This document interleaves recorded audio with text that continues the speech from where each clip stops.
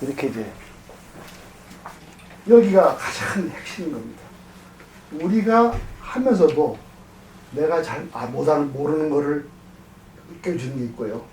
그 내 수행과 신행을 예리하게 깨주면서도 그 속에 깊은 부처님의 깨달음을 전해주는 게 이게 합니다. 그래서 정말 보배 같은 여입니다. 이제 그리고 이 조계종에서 그동안 이 구마라집이 402년에 번역을 했거든요. 원래가 2013년 아니겠습니까? 1600년 전 번역을 우리가 읽고 있는 거예요. 그러나 워낙 명력입니다. 명력이지만 1600년 전 문자다 보니까 오해가 많습니다. 또 이분이 읽기 좋게 또 축약을 했기 때문에 오해가 많았습니다. 그래서 조계종에서도 수없는 토론과 반대 속에서 이게 나왔다 그래요. 그러나 이거는 인도 원전에서 번역을 한 겁니다. 제가 보기에 완벽한 건 아니지만 그래도 잘 번역했다고 보고 있어요. 물론 제가 보는 몇 가지 제가 나중에 말씀드리겠습니다만 원본에서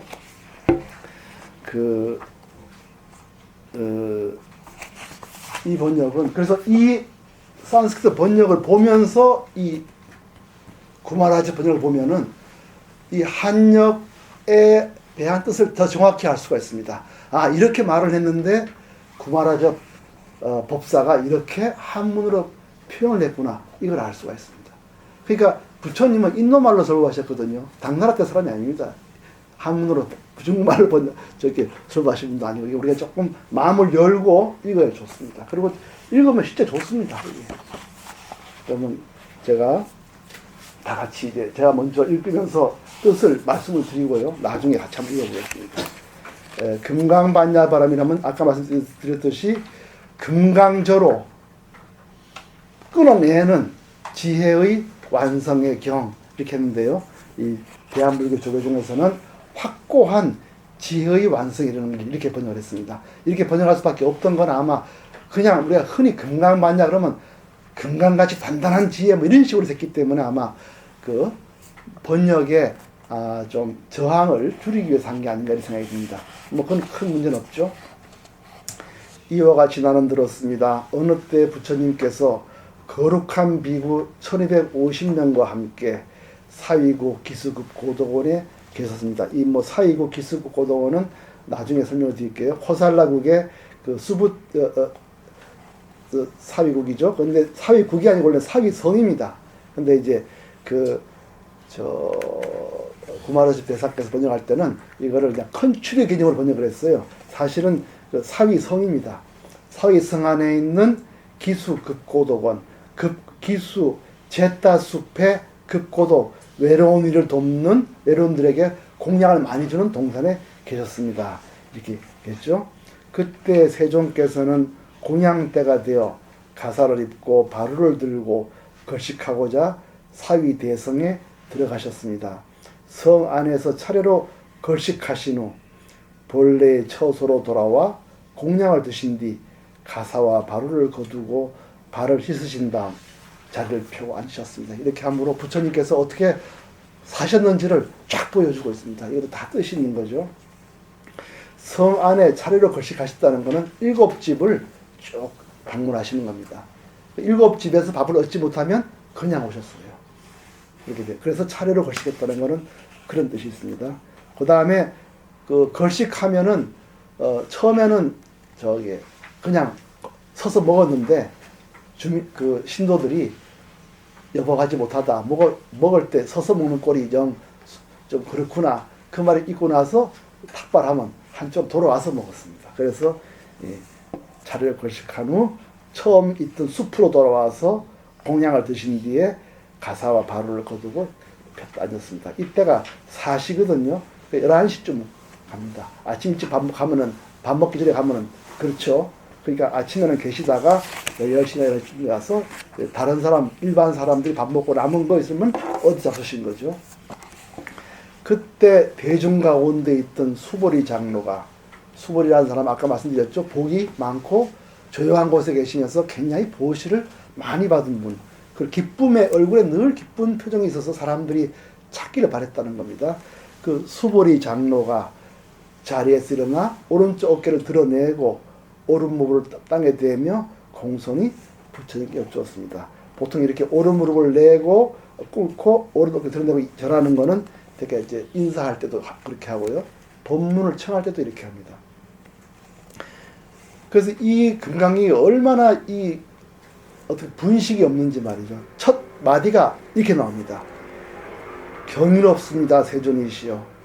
열애께서는 보살들을 잘 보호해 주시며 보살들을 잘 격려해 주십니다. 이런 말을 하는 거예요. 이게 뜻이 많습니다. 우리가 안부 경전을 보면요, 대부분 스님에 대한 이야기입니다. 스님에게 말하든지 아니면 제가 신자한테 말하는 거예요. 근데 이 금강경은 열자면 누구한테 말을 하냐면 보살을 들고 얘기합니다.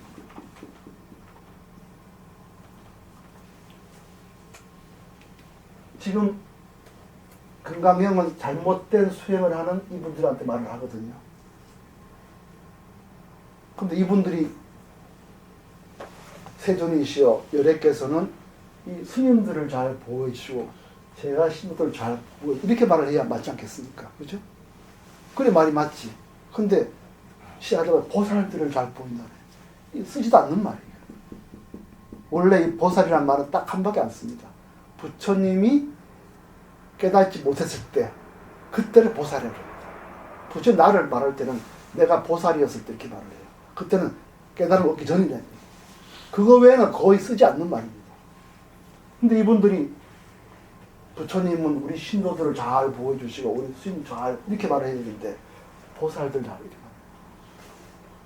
그리고 나서 뭐냐면은 세존이시여 가장 높고 바른 깨달음을 얻고자 하는 선남자 선여인이 어떻게 살아야 되며 어떻게 그 마음을 다스려야 합니까? 이렇게 얘기하겠어요.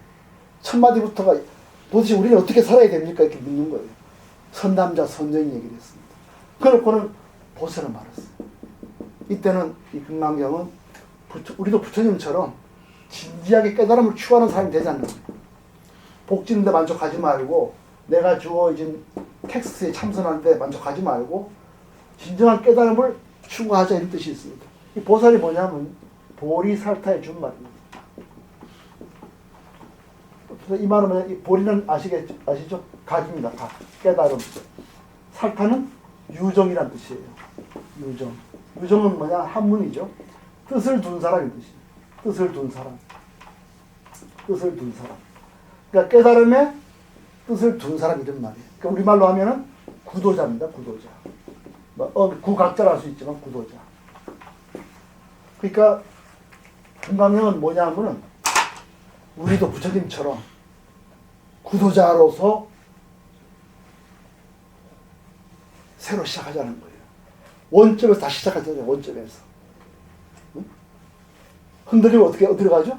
다시 시작하지 근본에서 다시 보는 거예요. 그런 것처럼 금강경은 우리들한테 여기서 왔다 갔다 하지 말고 부처님처럼 다시 근본에서 시작하자는 거예요. 그래서 보살을 말했어요.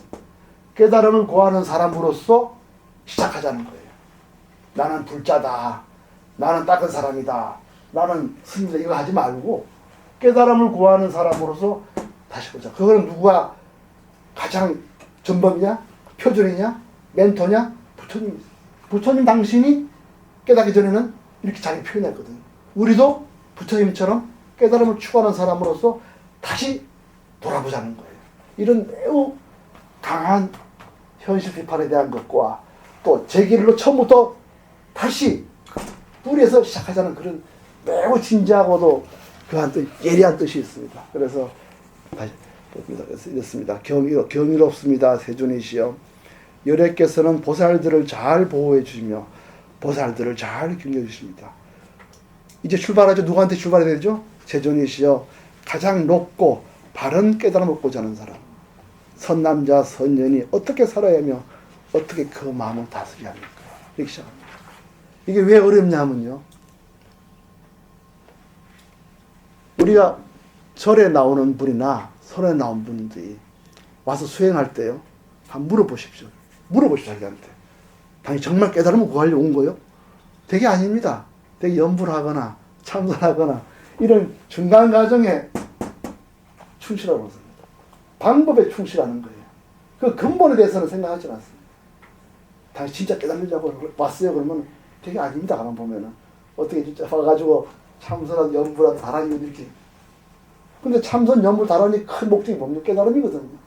근데 그까지 생각을 안 해요. 아이고, 내가 언제 그걸 깨달나, 이렇게 됩니다. 그래서 여기서 이 무서운 말을 하고 있는 거예요.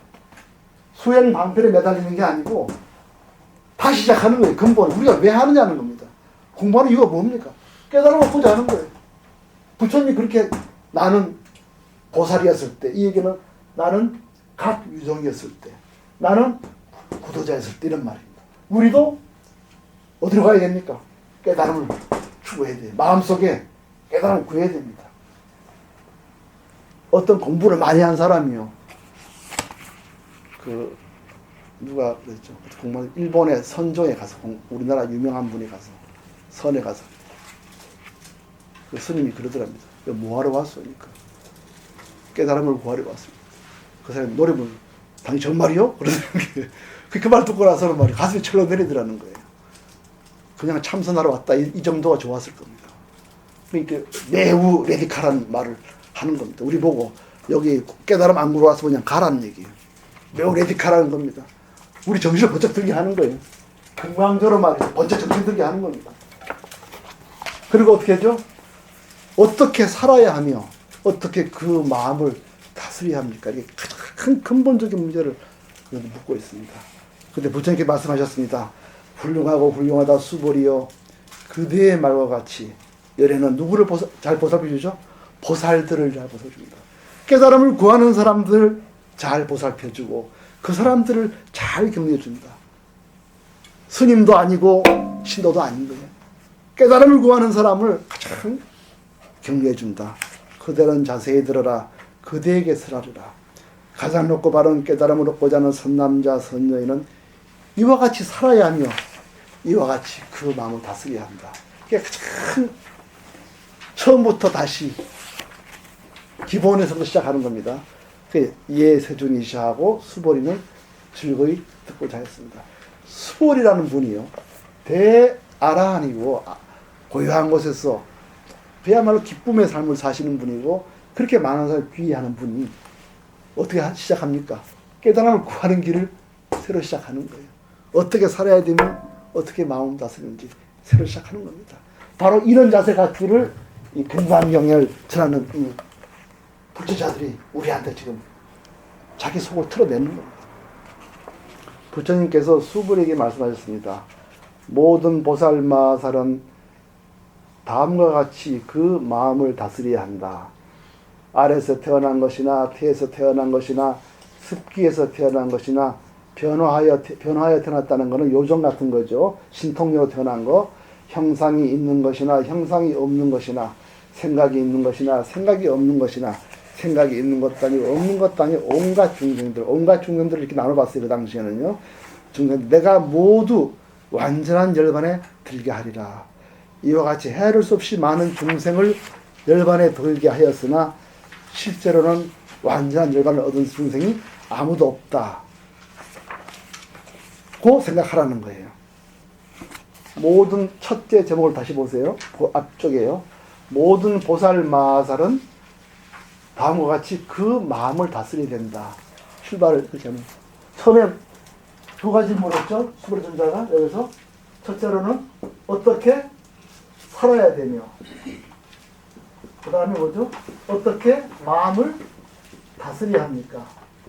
마음 공부를 어떻게 해야 됩니까? 그래서 이 문제부터 둘째 법부터 시작하는 거죠. 근데 둘째 법이 이렇게 됐어요. 모든 보살마살은 다음과 같이 그 마음을 다스려야 된다고 했어요. 이상하지 않습니까? 일체 중생을 내가 다 제도해서 열반에 들게 하리라. 이와 같이 헤아릴 수 많은 중생을 열반에 들게 하였으나 실제로는 완전한 열반을 얻은 중생은 아무도 없다. 이렇게 생각하려면 마음을 다스려야 된다는 겁니다. 그 얘기는 마음을 다스리지 않을 때 어떻게 생각하죠? 이 많은 중생들을 내가 다 먹여 살리고 보시를 하고 다 열반에 들겠다, 이렇게 생각하는 거예요. 그건 마음을 안 다스리는 사람이고, 마음을 다스리는 사람은 어떻게 되죠? 이렇게 많은 중생을 열반에 들겠지만 한 명도 들게 한 적이 없다. 이렇게 생각하려면 마음을 다스려야 됩니다. 실제 그렇습니다. 내가 좀 보시하거나 또 참선을 하거나 공부를 하거나 해서 나는 다 공부를 많이 했다. 이렇게 생각하기 쉬워요. 그러나 나는 공부한 게 없다. 이렇게 생각하려면 마음을 다스려야 됩니다. 그 다음에 이유가 있어요. 왜 이렇게 해야 되는지. 왜 다스려야 되는지 나옵니다. 왜냐하면 수보리여 보살에게 자아가 있다는 관념, 계아가 있다는 관념, 중생이 있다는 관념, 영혼이 있다는 관념이 있으면 깨달음을 구하는 자가 아니기 때문이다. 이렇게 됐습니다. 보살에게 내가 일체 중생에게 다 자비를 베풀고 보시를 한다. 이게 자아가 있다는 관념이고요. 그 다음에 그 보시를 하면은 다음 생에 나는 좋은 집에 태어난다는 게 계아 있다는 관념이에요. 그 다음에 중생이 있다는 관념은 내가 일체 중생한테 다 이렇게 열반에 들게 했다는 거고요. 그 다음에 나의 이런 중생에게 베풀었기 때문에 나의 영혼은 딴 데 떨어지지 않고 두고두고 계속 좋은 데 태어난다는 게 영혼이 있다는 관념이에요. 우리가 남한테 베풀거나 열반에 들게 하는 거는 이런 실제는 깨달음을 구하는 게 아니라 네 가지를 구하는 거예요. 내가 누구한테 베풀고 그 덕에 나는 다음 생에 좋은 데 태어나고 그 덕에 나는 내 영혼은 계속 좋은 데로 간다. 이거를 구하고 있다는 거예요. 건강명이 보면 스님들이나 제가 신자가 이걸 추구하고 있다는 거예요. 이 깨달음을 구하는 게 아니라 이 깨달음을 구해야만 굳어져 가는데 중간에 나라는 관념, 또 계하라는 관념, 중생이라는 관념, 그 다음에 수자, 영혼이라는 관념. 수자라는 거는 이게 목숨 숫자에다가요. 목숨만 갖고 영혼이라 설명할 수 없고 중국말로 설명할 수 없으니까 이걸 놈자를 붙였어요. 목숨이라는 것 자체 이런 말이에요. 그래서 영혼이라고 해석하는 거죠. 그래서 내가 부처님 뭘 하면서 내 마음속에 뭐가 형성이 되냐면은 내가 다음 생에 좋은 데 태어나겠지 이 생각하고 있는 거예요. 이거는 내가 보셔야 목적이 뭐냐면은 일로 가는 게 아니에요. 그러니까 깨달음으로 가려면 어떻게 됩니까? 이 마음을 다스려야 돼요. 마음을 안 다스리면 일로 가버리고 이걸 철저하게 깨닫고 나는 이게 제 부처님 법을 추천하고 가는 게 아니다 라고 깨달아야 이쪽으로 온다는 겁니다. 그래서 마음을 다스리는 말을 이렇게 하는 거예요. 다시 한번 앞에 거를 보겠습니다. 부처님께서 수불에게 말씀하셨습니다. 모든 보살 마하살은 다음과 같이 그 마음을 다스려야 된다. 온갖 중생들을 내가 모두 완전한 열반에 들게 하리라. 이와 같이 헤아릴 수 없이 많은 중생을 열반에 들게 하였으나 실제로는 완전한 열반을 얻은 중생이 아무도 없다. 라고 생각하면서 마음을 다스려라. 만약 마음을 다스리지 않으면 어떻게 되느냐? 수보리야. 보살에게 자아가 있다는 관념, 계아가 있다는 관념, 중생이 있다는 관념, 영혼이 있다는 관념이 있으면 보살이 아니기 때문이다. 이때 보살은 뭐죠? 깨달음을 구하는 사람이 아니기 때문이다. 구도자가 아니기 때문이다. 그 다음엔 우리가 정말 놀라운 얘기를 합니다. 이 아상인상을 왜 일어나냐를 우리가 보여주고 있습니다. 인간은 왜 일어나느냐? 이게 이유가 있을 거 아니겠어요? 그거를 이 위대한 분이 우리한테 보내주고 있습니다. 이 금강열 전하는 이 부처님 제자들은 너무 고맙습니다. 그 다음 보세요. 수보리야, 보살은 어떤 대상에도 집착 없이 보셔야 된다. 대상에 집착하다니 보니까 이 생각이 난다는 거예요. 내가 보배를 많이 베풀면 어떤 생각이 나느냐? 야, 나 이 공덕으로 다음 생에 좋은 집에 태어나고 중생은 나 때문에 덕을 많이 받고 나는 두고두고 내 영혼은 좋도록 유지할 것이다. 이 생각한다는 거예요. 이 생각의 원인은 어디 있죠? 보시물의 대상의 호화로움 때문에 생기는 겁니다. 그래서 이렇게 돼 있어요. 보살은 어떤 대상에도 집착 없이 보셔야 된다. 말하자면 형성에 집착 없이 보셔야 하며 소리, 냄새, 맛, 감촉, 마음의 대상에도 집착 없이 보셔야 된다. 이게 한문으로 색성, 향미, 촉법이죠. 빛깔을 보고 소리를 보고 맛있는 음식, 맛있는 냄새가 있는 음식, 맛, 감촉, 이런 어떤 대상 이런 것에 대해서 환희로운 마음이 날 만큼 좋은 걸 주면은 이 생각이 나는 거예요. 자기도 뭔가 보상받고 싶은 거죠. 그러니까 일체 부처님의 가르침은 일체 만법이 비어있고 내가 없고 무상을 깨닫는 거거든. 깨달아서 해탈하는 게 부처님의 가르침인데 공부를 하면 할수록 아상상이 커지는 거예요. 부처님 법은 뭐죠? 일체 모법이 제법이 무상하고 제행이 무상하고 그 다음에 제법이 무하죠. 일체법이 다 무상해서 그 속에 내가 없는 진리를 깨닫게 하는 게 깨달아 나가는 길인데 실제로는 이게 일어나는 거예요. 이게 일어나는 원인이 어디 있죠? 칠법에 육정에 빛깔 소리 냄새 맛 여기에 있다는 거예요. 그래서 이렇게 얘기를 합니다. 그래서 수보리여 보살은 어떤 대상에도 집착 없이 보셔야 된다. 말하자면 형색에 집착 없이 보셔야 되며 소리 냄새 감초 마음의 대상에도 집착 없이 보셔야 된다. 그 다음에 이렇게 부처님 말씀하십니다. 수보리여 보살은 이와 같이 보시야 하되 어떤 대상에 대한 관념에도 집착하지 않아야 된다. 왜냐하면 보살이 대상에 대한 관념에 대한 집착 없이 보셔야 한다면 그 복덕은 해를 수 없기 때문이다. 왜 그러냐? 이렇게 보시라면은 아상인사에서 벗어날 수 있기 때문에 이게 망념에서 벗어나는 게 큰 복덕이라는 겁니다. 이런 많이 벗어나서 이렇게 깨달음에 가는 게 진정한 복덕이라는 겁니다. 이런 말씀을 지금 금강에 우리한테 하고 있습니다. 그래서 자기도 모르게 많은 보배를 주면서 이런 생각을 일으키고 있는 사람들한테 정신이 불끈하는 법문을 지금 하고 있는 겁니다. 너 지금 어떻게 살고 있냐? 너 깨달음의 생각을 하고 있느냐? 진정으로 무상과 무아의 공터를 가고 있냐고 흔들어 대는 거예요, 우리한테. 너 잘 살고 있냐? 묻는 겁니다. 그러면서 일체 빈 이 자리를 비유로 하시고 있어요. 수보리야, 그대의 생각은 어떠한가? 동적 허공을 헤아릴 수 있겠는가? 남서북방 사이사이 아래위 허공을 헤아릴 수 있겠느냐? 없습니다, 세존이죠. 수보리여, 보살이 대상에 대한 관념에 집착하지 않고 보시하는 복덕도 이와 같이 헤아릴 수 없다. 수보리여, 보살은 반드시 가르친 대로 살아야 한다. 이 두 번째 나왔습니다. 가르친 대로 살아야 한다. 이렇게 살아야 된다. 일체가 빈자리에서 집착 없이 살아야 된다. 이랬을 때 진정으로 깨달음으로 간다. 두 가지 질문에 대한 답을 크게 했습니다. 그런 다음에 이제 금강에 하면 크게 아까 살아야 되는 거하고 마음 다스리는 걸 얘기를 했어요. 마음 다스리는 거에 대해서 이 아상이 생기는 원인에 대해서 다 얘기를 했습니다. 그런 다음에 더 깊이 들어갑니다. 우리 마음속에. 우리가 왜 이렇게 살고 있죠? 우리가 왜 마음을 다스리지 않으면 나라는 관념 좀 가지고 있고 그 관념의 뿌리는 뭐에 있죠? 빛깔 소리 내면서 좋은 모양의 아름다움을 주면서 일어나는 생각이에요. 근데 왜 우리는 그걸 줍니까? 그걸 금강회원 깊숙이 파고 들어갑니다. 너는 왜 그 짓을 하고 있냐는 거예요. 왜 이 짓을 하고 있습니까, 우리가? 왜 이 짓을 하고 있어요? 말씀하세요. 왜 우리는 이렇게 하고 있습니까? 보시도 하고, 장음도 하고, 수행도 하고, 왜 이렇게 하고 있습니까? 네? 네?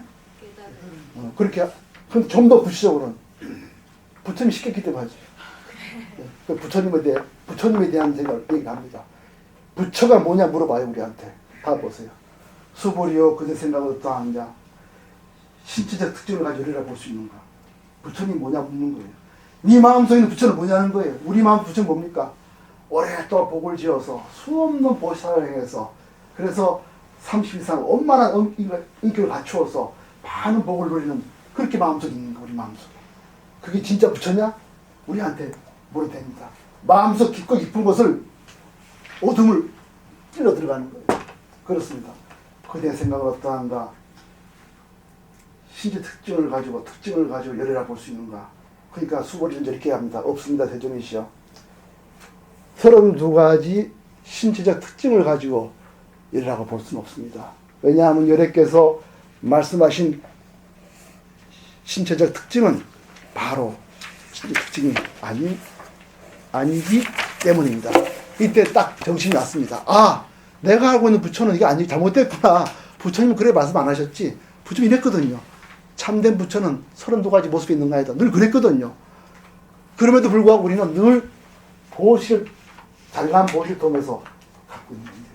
그 속에는 나도 부처님처럼 저렇게 복되고 멋있고 32가지 멋있고 왕자 집에 태어나서 그렇게 호화로운 생활을 누리다가 추가해서 또 많은 사람들이 존경받는 그런 생각을 해야지.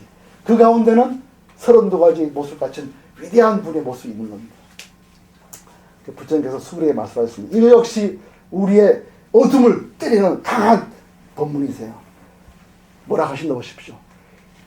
신체적 특징들은 모두 헛된 것이니 그 특징이 아니를 본다면 바로 열애를 버려라. 그것이 헛됨을 알면은 바로 열애를 버려야 합니다. 인도 온열이 되어 있습니다. 헛됨을 보는 사람은 열애를 보는 것이고 32가지 모습 보는 사람은 열애를 보는 것이 아니다 이렇게 되어 있어요. 이걸 번역을 딱 줄인 거죠. 그렇게 되어 있습니다. 32가지를 보는 사람은 열애를 보지 않고 32가지가 헛됨을 보는 사람은 열애를 보는 공돌이를 얘기하십니다. 공돌 얘기하더라도 그 공돌이가 그냥 비었다는 물리적 얘기가 아니라 내 마음 깊은 곳에 갖고 있는 멘토가 뭔지를 보는 겁니다. 그 속에 이런 모습이 들어가 있으면 아니라는 거예요. 그러니까 공돌이를 깨치는 것은 내 속에 많은 집착과 그리고 인사, 아상, 인상, 형상 그거를 깨는 것이 공돌의 기본 그 큰 뜻인 겁니다. 그냥 생각으로 여기 비어있구나 이건 아니라는 거예요. 내 마음속 깊은데 뭐를 붙잡고 있는지 그걸 놔야 진정한 공돌이를 보는 겁니다. 그러니까 문제는 그거예요. 이 세상 모든 사람들의 깊은 마음을 보면은 나도 연능 부처님처럼 우리 부처님처럼 수없는 자비를 전해서 좋은 집에 왕자로 태어나서 그래서 아주 훌륭한 모습을 가지고 있다가 출가해서 훌륭한 모습 이렇게 생각하는 거예요. 이거를 공돌이로 깨버리면은 수부리는 걱정이 됐습니다. 누가 그러면 부처님 말대로 이렇게 하겠습니까? 누가 그러면 이걸 불교라고 믿겠습니까? 누가 이걸 진실한 부처님 말을 믿겠냐고 이렇게 묻는 겁니다. 이 금강경을 진짜 이게 부처님 말을 누가 믿겠냐는 거예요. 그 다음 보겠습니다. 수부리가 부처님께 여쭈었습니다. 세존이시여 이와 같은 말씀을 듣고 진실한 믿음을 내는 중생들이 있겠습니까? 이게 묻습니다. 이게 뭐죠? 금강경을 진짜 부처님의 가르침으로 받아들일 수 있겠습니까? 보통 사람들이. 보통 이 스님들이나 제가 신자가 이렇게 할 수 있게 묻는 겁니다. 그렇게 부처님께서 이렇게 말씀하셨습니다. 그런 말 하지 말라. 열애가 열반해든 500년 뒤에 바로 이게 500년 뒤에 나온 경기를 말해주는 겁니다. 500년 뒤에도 그때 지금 이 시대에도 개를 지니고 복을 닦는 그걸 복만 닦는 게 아니라 개를 지니는 것.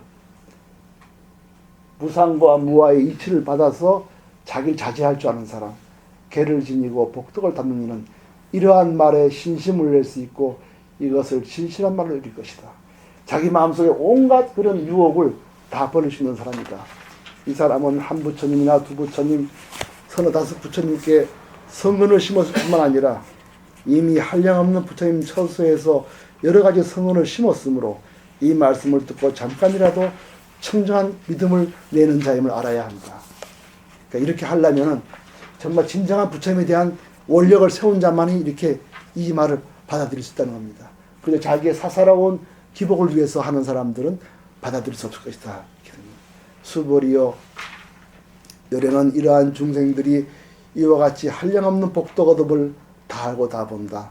왜냐하면 이러한 중생들, 선남자, 선여인들은 다시는 자아가 있다는 개념, 계야가 있다는 개념, 중생이 있다는 관념, 영혼이 있다는 관념이 없고 법이라는 관념이 없으며 법이 아니라는 관념도 없기 때문이다. 여기서 이제 매우 중요한 말을 합니다. 지금까지 하는 사람들은 다 자기는 부처님 법 믿고 한다는 거예요. 이분도 다 나는 부처님 법 믿고 한다는 거예요. 근데 금강경에서는 그 법은 진짜 법이 아니다. 그래서 법이라는 관념도 없다. 진정한 이 공돌이는 부처님 법이라는 관념도 없다. 법이라고 없다 그래서 그럼 법 아닌 걸 말하느냐? 비법이라고 하냐? 이 비법은 뭐냐면 법을 안 닦은 사람들, 그냥 무명, 일반 중생의 무명을 비법이라고 해요. 탐욕, 탐진치 있죠? 이걸 비법이라고 합니다. 그러니까 법을 안 닦는다 그래서 그럼 탐진치 하자는 얘기가 아니라는 거죠. 그래서 법이라는 관념도 없으며 법이 아니라는 관념도 없기 때문이다. 왜냐하면 이러한 중생들이 마음의 관념을 가지면 자계야 중생, 영혼에 집착하는 것이고 법이라는 관념을 가지면 나는 부처님 법대로 잘해서 이걸 얻는다 하는 이런 생각을 가져도 자계야 중생 영혼에 집착하는 것이기 때문이다. 그리고 또 법이 아니라, 그럼 법 아니라 닦으란 말이냐? 그것도 아니죠. 법이 아니라는 관념을 가져도 역시 탐진치가 있기 때문에 자계야 중생 영혼에 집착하는 것이기 때문이다. 그러므로 이 법에 집착해서도 안 되고, 집착하면 뭐죠? 다 이걸 갖게 되는 거죠. 안 되고, 법 아닌 것, 이런 탐진치에 그렇습니다. 법을 집착하지 말라 그래서, 그럼 이걸 이 길로 가란 말이냐? 그 말도 아니라는 거죠. 좀 다른 차원의 얘기를 하고 있는 거죠. 그러기에 열애는 노릇을 했다. 그래서 이제 말을 합니다. 당신들이 하고 있는 이 법은 진짜 깨달은 법이 아니고 비유인 것이다. 그래서 이랬어요. 열애는 노릇을, 너희 비구들이여. 예, 비구가 나왔죠? 너희 비구들이, 이때까지 보살 얘기하다 갑자기 비구가 나옵니다. 너희 비구들이여, 나의 설법은 뗏목과 같은 줄 알아라. 그래서 뗏목을 싣기 위해서 보시직을 얘기했는데, 그 뗏목을 붙잡고 거기서 나라는 생각, 개라는 생각을 갖고 있다는 거죠. 그래서 나의 설법은 뗏목 같은 줄 알아라. 법도 버려야 하고, 그러니까 법을 버려야 된다. 그 속에서 이걸 얻을 생각하지 마라. 법도 버려야 하고는 하물며 비법이랴. 내가 법을 닦지 말라 한다 해서 이걸로 가면 안 된다. 이런 말씀을 하고 있는 것입니다. 시간 됐으니까요. 여기까지만 하고 처음부터 우리 다 같이 한번 읽어보겠습니다.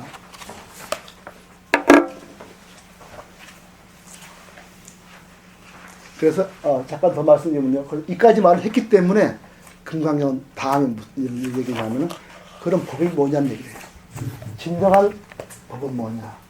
진짜 법은 뭐냐? 이게 이제 그렇게 함으로써 우리가 알고 있는 법에 대한 그 깊은 어둠을 깨는 법문이 그 다음에 나옵니다. 그건 다음 시간에 이제 하고요. 그래서 이제 첩접부터 다 같이 우리 소리내서 독송을 해보겠습니다. 끝내겠습니다.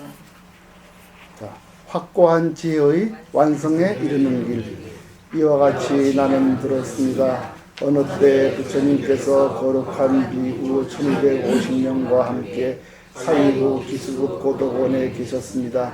그때 세존께서는 공양대가 되어 가사를 읽고 가루를 들고 걸식하고자 사이대성에 들어가셨습니다. 성 안에서 차례로 걸식하신 후 본래의 초소로 돌아와 공양을 드신 뒤 가사와 가루를 다음 자리를 펴고 앉으셨습니다. 그때 대중 가운데 있던 수보리 장로가 자리에서 일어나 오른쪽 어깨를 드러내고 오른 무릎을 땅에 대며 합장하고 공손히 부처님께 여쭈었습니다. 경이롭습니다. 세존이시여, 열애께서는 보살들을 잘 보호해 주시며 보살들을 잘 격려해 주십니다. 세존이시여, 가장 높고 바른 깨달음을 얻고자 하는 선남자 선녀인이 어떻게 살아야 하며 어떻게 그 마음을 다스려야 합니까? 부처님께서 말씀하셨습니다. 훌륭하고 훌륭하다 수보리여, 그대의 말과 같이 열애는 보살들을 잘 보호해주며 보살들을 잘 격려해준다. 그대는 자세히 들어라. 그대에게 설하리라.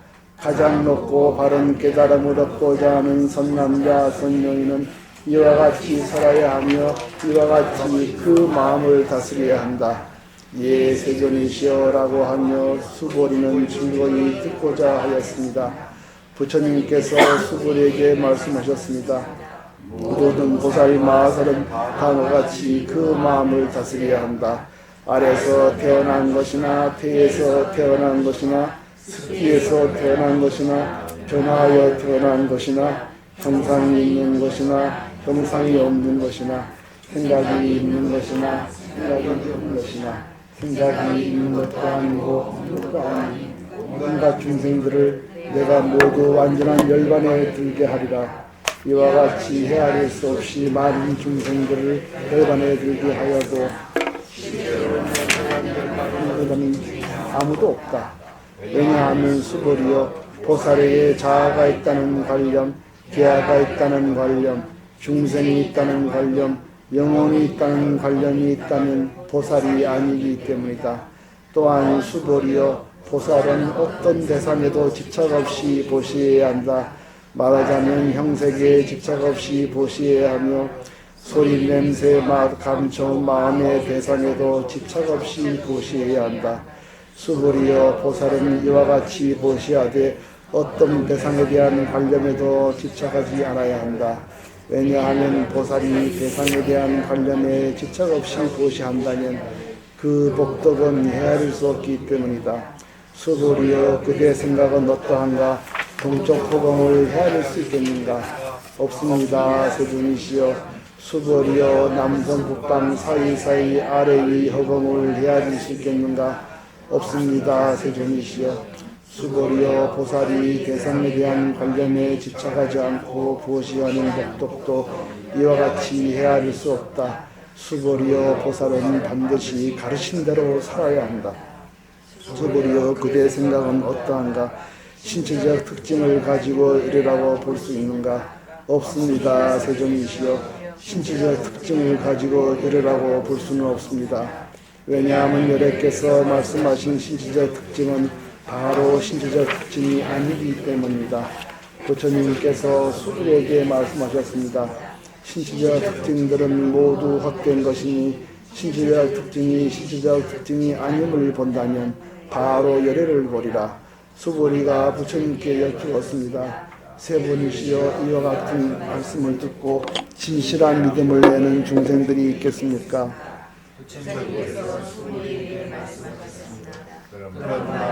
말라. 열애가 열반해던 500년 뒤에도 계를 지니고 복덕을 닦는 이는 이러한 말에 신심을 낼 수 있고 이것을 진실한 말로 여길 것이다.